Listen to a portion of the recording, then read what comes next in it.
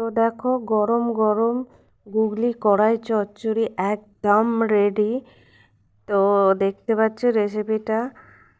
তো দেখো এই যে খুব ভালোভাবে নাড়াচাড়া করে নিচ্ছি, আর এত সুন্দর দেখতে লাগছে গুগলিগুলো, মানে খাওয়ার তো খুবই উপকারী। তো তোমরা দেখো।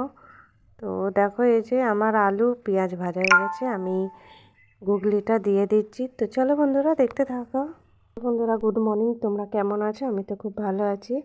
আর আজকে দেখতেই পাচ্ছ এটা আমি কি করছি। তো এটা দিয়ে একটা দুর্দান্ত রেসিপি হবে, এটা হবে গুগলি কড়াই চচ্চড়ি। তো এটা নামটা শুনতে একটু অন্যরকম লাগছে, তাই না? তো দেখো আমার গুগলিগুলো সম্পূর্ণ বাছা হয়ে গেছে, বেছে বেশ ভালো করে পরিষ্কার করে ধুয়ে নিয়েছি। তো চলো এইগুলো ধোয়ার পর আমি একটু নুন দিয়ে বেশ ভালো করে চটকে ধুয়ে নেব। তো দেখো পরিষ্কার করে ধোয়াও হয়ে গেছে আমার। আর এই দেখো কড়া বসিয়ে দিয়েছি, এর মধ্যে আমি জল দিয়ে দিলাম। জল দিয়ে এই যে আগে যে আমি পরিষ্কার করে রেখেছিলাম যে গুগলিটা ধুয়ে, সেগুলো আমি একটু হালকা উষ্ণ গরম জলে একটু বেশ ভালো করে ফুটিয়ে নেব। তো দেখো এদিকে এই যে আমার বেশ তৈরি হয়ে এসেছে। আর মশলাটাও তোমরা দেখলে আমি পুরো সম্পূর্ণ বেটে নিয়েছি। আর এই যে কড়াইয়ের মধ্যে দেখো তেল দিয়ে দিলাম।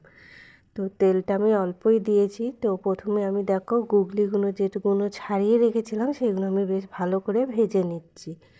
তো একটু ভাজা ভাজা করব, তারপর ভাজা ভাজা হয়ে গেলে আমি একটু নামিয়ে নেব। তারপর দেখো দেখো ছোটো ছোটো করে আলু কেটেছি লম্বা লম্বা করে, খুব একটা মানে মোটা মোটা কাটিনি।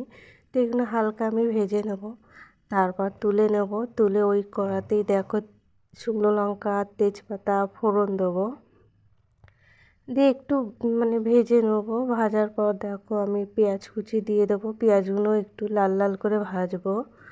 তো আমি তেলটা কিন্তু একবারই ব্যবহার করছি, আর অল্প তেলে রান্নাটা আমি করব। তো দেখো আমার পেঁয়াজগুলো প্রায় আমি ভাজা ভাজা করেছি, আর আগে থেকে যে আলুগুলো আমি ভেজে রেখেছিলাম সেগুলো আমি দিয়ে দেবো। তো দেখতে পাচ্ছ তো পেঁয়াজটা আমার প্রায় লাল লাল হয়েই এসেছে, খুব একটা ভাজবো না। তারপর আমি এর মধ্যে আলু দিয়ে দেবো।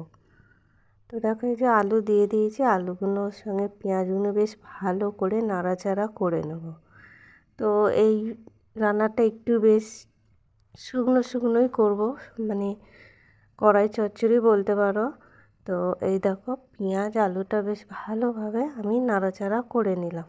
তো দেখতে পাচ্ছ, আর আগে থেকে যে গুগলিগুলো আমি ভেজে রেখেছিলাম সেগুলো আমি দিয়ে দেবো, দিয়ে এগুলো বেশ ভালো করে নাড়াচাড়া করে নেব। আর কি বলো তো, খুব একটা নাড়াচাড়া আমি করতে চাইছি না, কারণ যে আলুগুলো খুবই মানে পাতলা করে কেটেছি, খুব একটা মোটা কাটিনি। তো এগুলো বেশি নাড়াচাড়া করলে এমনিতেই ভাজতে ভাজতে গলে যাবে। তো দেখো এর মধ্যে আমি আদা রসুন জিরে মোটামুটি সব রকম মশলা বেটে একদম সম্পূর্ণ হাতে শিলে বেটে একবারে মশলা দিয়ে কষিয়ে নিচ্ছি। দেখো নুন দিয়ে দিলাম, তারপর আমি একটু হলুদ দিয়ে দেবো। তো হলুদটাও দিয়ে বেশ নাড়াচাড়া করে নেব। তো দেখতে পাচ্ছ বেশ দেখতে দুর্দান্ত লাগছে, আর এত সুন্দর মানে কালারফুল লাগছে কি বলবো। তো এই দেখো আমি বেশ কষিয়ে নিচ্ছি বেশ ভালো করে। তারপরে দেখো আমি ধনেপাতা কুচি দিয়ে দেবো। তো ধনেপাতাটা খুব একটা বেশি দিচ্ছি না। তো এগুলো দেখো বেশ নাড়াচাড়া করে নিচ্ছি। দেখো সম্পূর্ণ মশলাটা পুরো মিশে গেছে মানে গুগলি আলুর সঙ্গে। তো এটা মানে খুবই শুকনো শুকনো হবে। তারপর আমি দেখো মিট মশলা দিয়ে দিলাম, শাহি গরম মশলা মিট মশলা যেটা বলি আমরা, এটা দিয়েও নাড়াচাড়া করে নেব।